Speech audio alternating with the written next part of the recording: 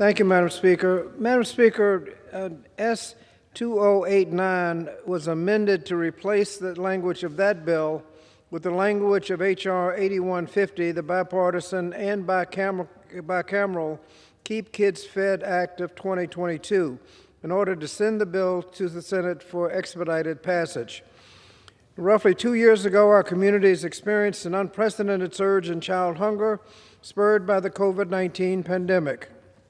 Just weeks into the pandemic, more than 1 of every 3 households with children, nearly half of all mothers with young children, struggled with food insecurity. In response, Congress took decisive action to ensure that child nutrition programs, our best tools for addressing child hunger, could continue feeding hungry children during the pandemic. One of the most important steps we took was providing child nutrition programs with the flexibility they needed to expand access to school meals and address challenges of serving students who were not physically in the school buildings.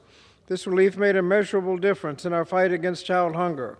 By expanding access to child nutrition programs, we allowed an additional 10 million students to receive free school meals each day.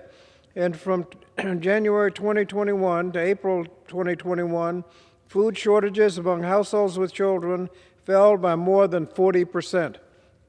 Regrettably, unless Congress acts, these key flexibilities would expire at the end of this month. The bipartisan and bicameral Keep Kids Fed Act of 2022 is likely our best and last opportunity to preserve relief for child nutrition programs. This legislation will maintain school meal flexibilities that do not increase costs, continue flexibilities to support summer food programs this year, provide additional support for child and adult care feeding programs, and increase school meal reimbursement rates for this upcoming school year.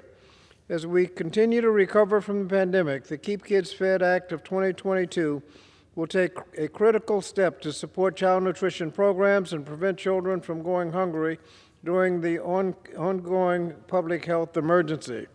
This is a step well worth taking, and I want to thank the ranking member of the full committee, Dr. Fox, for working with me and Senators Stabenow and Boozman on this legislation.